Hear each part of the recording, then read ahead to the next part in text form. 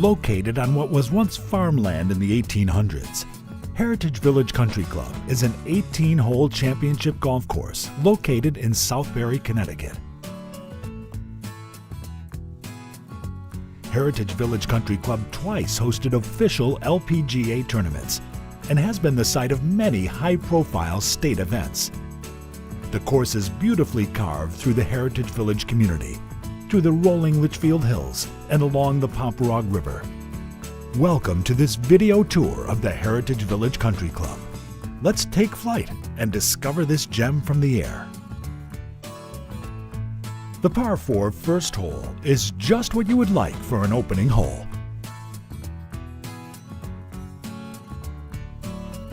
Medium in length, there is ample room for your opening tee shot. Keep your tee shot just right of these trees, and your ball will bounce to the middle of the fairway. The green is large and inviting, and has a great deal of slope, especially in the front. The front left pin is especially problematic, but as long as you avoid the 2 greenside bunkers, you should get your round started with a nice par.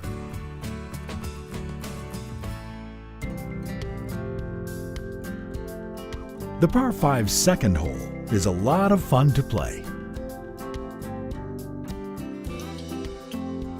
Longer hitters can hit this green in 2 if they put their tee ball right along the left corner of the dogleg. This will give you a big bounce down this steep hill to a nice flat area about 200 yards out from the green. Don't lose your second or third shot to the right here, as out of bounds looms. The green is very deep, but not that wide, and is very slick from anywhere behind the hole. Par here is a nice score, but many birdies are made on number 2.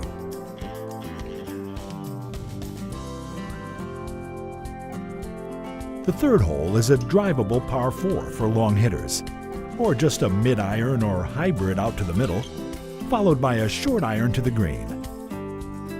It is a dogleg to the right, but make sure any layup stays well away from these 2 trees. If you go for the green, don't leak it to the right, because double bogey or worse is in the mix if you do. This is one of the flattest greens on the course, and most putts are basically straight. So just get it started online and putts will fall here. Our first par 3, the fourth hole, plays anywhere from 123 to 155 yards. Don't miss left here, as the tree canopy and a deep bunker will complicate matters for you. The green is very deep, and most shots that hit the green will work toward the middle. The right greenside bunker is more forgiving than the left, and the back right pin is especially hard to get close to. 3 is a good score here.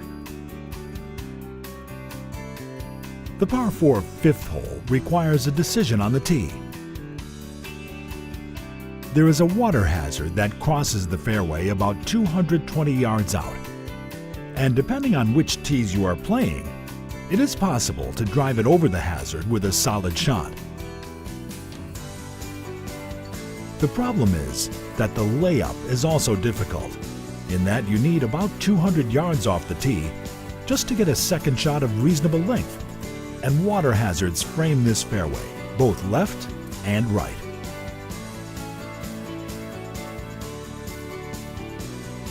Uniquely, there are no bunkers on this hole, and the green is one of the largest on the course, sloping dramatically from back to front.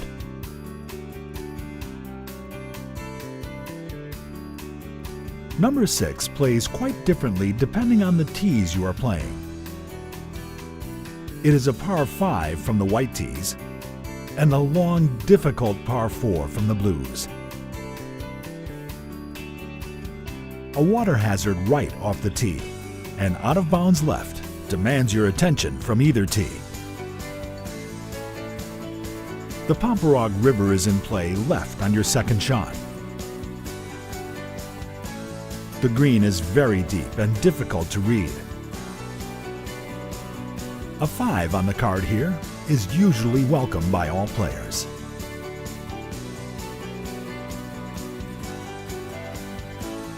The picturesque par 3 7th is tucked into a hillside near the river, although the river itself is not really in play. Of medium length, it plays uphill, and so might require an extra club when making your selection. Flying it a little past the pin is desirable here, since a steep slope on the back half of the green will funnel most shots back towards the hole. The par 4 8th hole is not terribly long, but it requires a strong commitment to your tee shot, as the Paparag River awaits anything offline to the left, and there is out of bounds to the right.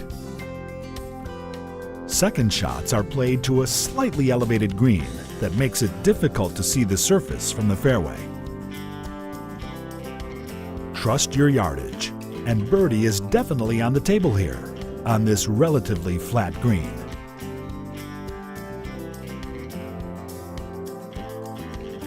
The par 4 9th hole requires some planning. A tee shot with anything from a mid-iron to a driver can be used. The key here is keeping it right of center, because a large slope on the right side of this fairway will send your ball to the left and onto a relatively flat spot in the fairway, where you can get a good look at this very elevated green. Don't miss left on your approach, as your ball will repel down a steep bank towards the 18th green. And a large tree guards the right side of the green, which is sloped sharply from front to back. Grab your favorite beverage at the turn and get ready. HVCC is about to bare its teeth. The back 9 starts innocently enough. The 10th hole is a beautiful short par 4 with a wide open tee shot. Anything from a 5-iron to a driver will put you in position for a reasonably short approach shot that plays to a huge elevated green. This green is enormous in width. Pins on the right side of the green present your best chance for scoring, while pins over on the left side will have you playing defense all the way. Don't go above any pin on this hole, as 3 putts are very common here. The par 3 11th is very demanding. Resembling a hole from the old country, it is basically a blind par 3 that plays quite long from the blue tees. The green itself is not visible from the tee. The extra long flag lets you know pin position, and it's best to not be long on this shot. The green slopes severely from back to front, and putts from above this hole will often roll off the front of the green, especially with the front pin position. 3 is a good score here.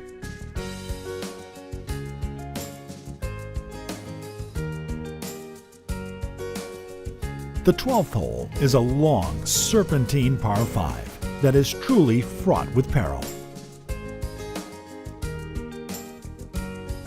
First, it doglegs to the left. Out of bounds, left and right off the uphill tee shot. Is followed by a water hazard on the right of your second shot, and a small drainage canal that crosses the fairway in the layup area, as the hole doglegs back to the right.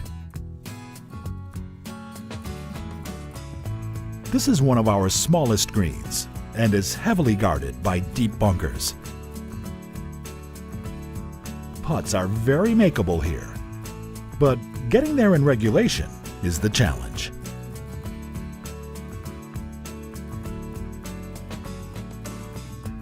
Now we come to our very own version of Amen Corner. Holes 13 to 15. 13 is a long par 4 dogleg to the left. The tee shot is fun to hit because you are driving from a significant elevation down to the fairway. cut off as much of the dogleg as you dare from the tee to get a shorter approach shot. Water hazards are in play both left and right the whole way here. The green is large and receptive, however, and the breaks are obvious. 4 here, and you're feeling good about the start of Amen Corner.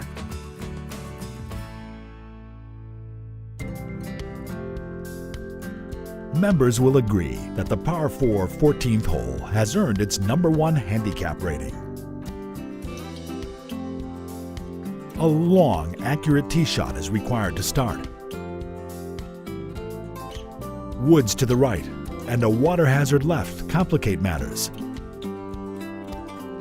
Regardless, a steep bank on the right side of the hole tends to help any shot down the right side bounce into the fairway. The elevated green surface is not visible from the fairway, and a ridge in the left front of the green makes getting close to the pin problematic, even with chip shots. The back of this green runs away to the left and is very slick. 4 here is a very good score.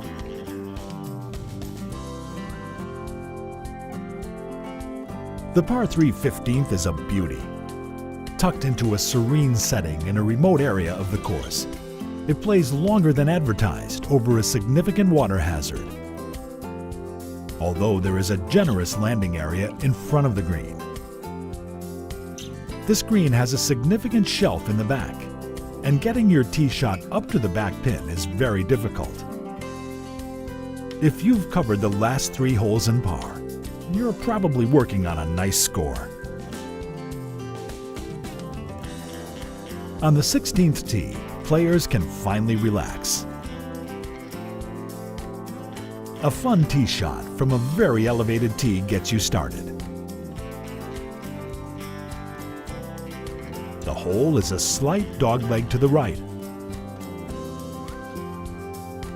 The second shot should be a relatively short iron over a beautiful pond to a green guarded by a huge sycamore tree on the right and a deep bunker on the left.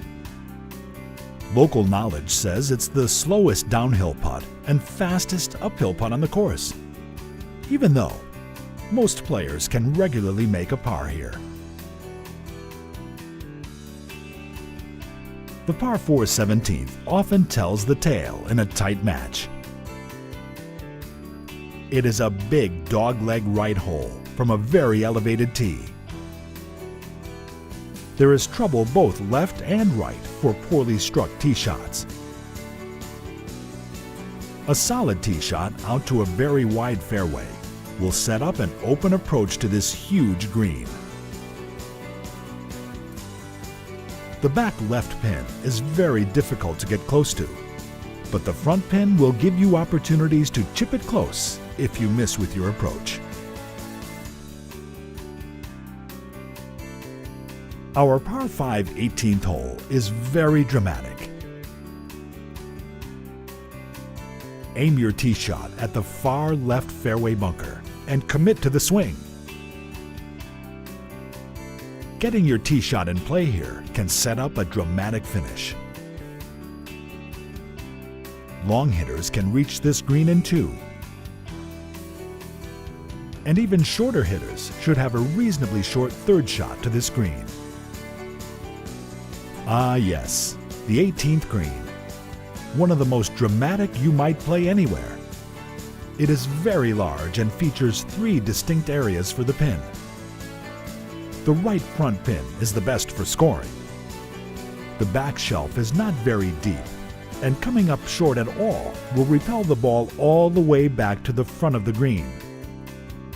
This setting, with the historic silo and clubhouse in the background, makes for a very dramatic finish to your round.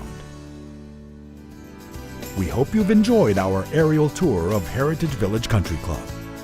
Look into our attractive membership incentives now and come join us.